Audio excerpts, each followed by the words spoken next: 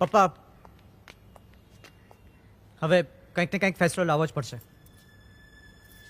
જુઓ, તમારું આ બિહેવિયર અમારા ઘરમાં નહીં ચાલે. તમારું ઘર. વાત અમારા તમારાની નથી.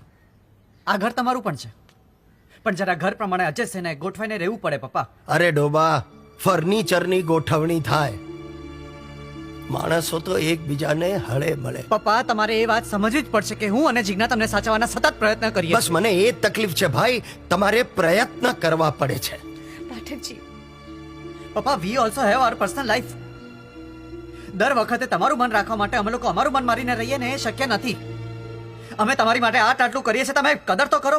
શું કરું ભાઈ, શું કરું છું હું? કદર એટલે હા, રોજ સવારે ઉઠીને તમને થેન્ક યુ કહું, પ્રણામ કરું, છાપામાં જાહેરાત આપું કે મારો દીકરો ને મારી વહુ